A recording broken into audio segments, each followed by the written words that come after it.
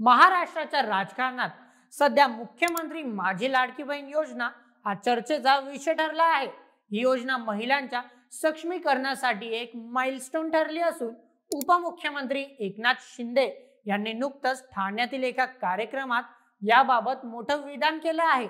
या योजनेमुळे लाखो महिलांना आर्थिक स्वावलंबनाचा मार्ग मिळाला आहे, पण विरोधकांचं याबाबत वेगळंच म्हणणं आहे। चला जाणून घेऊया काय आहे हे पूर्ण प्रकरण आजच्या व्हिडिओमध्ये।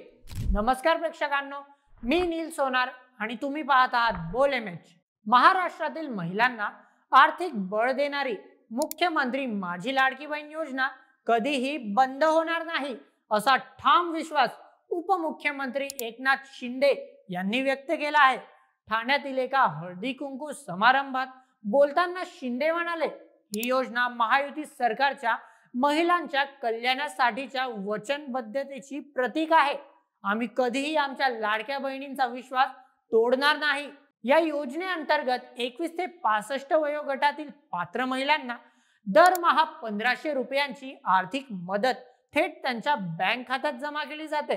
आतापर्यंत 2,46,00,000 महिलांना या योजनेचा लाभ मिळाला आहे आणि यामुळे ग्रामीण आणि शहरी भागातील महिलांचं जीवनमान उंचावलं आहे। या योजनेची सुरुवात 2024 मध्ये तत्कालीन मुख्यमंत्री एकनाथ शिंदे यांच्या नेतृत्वाखाली झाली होती। विधानसभा निवडणुकीत या योजनेने महायुतीच्या विजयात महत्त्वाची भूमिका बजावली। शिंदे यांनी विरोधकांवर टीका करताना म्हटलं, ज्यांनी तुमच्या 1500 रुपयांच्या मदतीला अडथळा आणण्याचा प्रयत्न केला त्यांना जनतेने निवडणुकीत नकारलं। आमच्या बहिणींनी मतांद्वारे त्यांना चोख उत्तर दिलं आहे। आता जाणूया यावर विरोधकांचं म्हणणं काय। विरोधी पक्षांनी या योजनेवर सातत्याने टीका केली आहे। काँग्रेसचे नेते आणि विरोधी पक्षनेते विजय वडेट्टीवार यांनी निवडणुकीपूर्वी सांगितलं होतं, जर आमचं सरकार आलं तर आम्ही लाडकी बहीण योजना बंद करू। त्यांनी ही योजना फक्त निवडणुकीसाठी आकर्षण असल्याचा आरोप केला होता। याशिवाय विरोधकांचा असा दावा आहे की ही योजना राज्याच्या तिजोरीवर मोठा ताण आणत आहे आणि भविष्यात ही टप्प्याटप्प्याने बंद केली जाईल।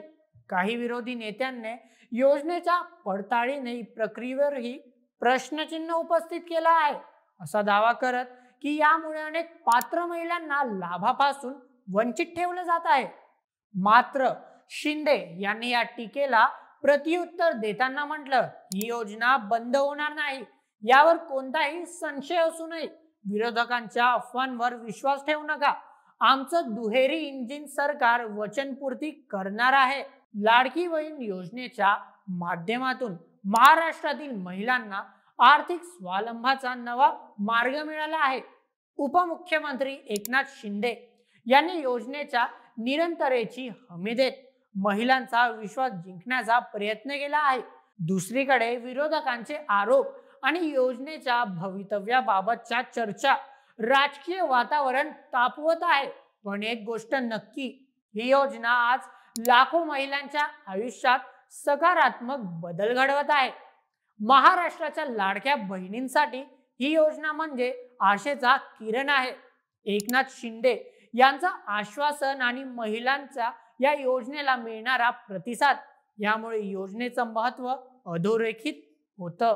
पण विरोधकांचे आरोप आणि योजनेच्या दीर्घकालीन टिकाऊपणाबाबतचे प्रश्न भविष्यात काय वळण घेतात हे पाहणं उत्सुकताचं ठरेल। तुम्हाला काय वाटतं, ही योजना खरंच महिलांच्या सक्षमीकरणाचा आधारस्तंभ ठरेल का?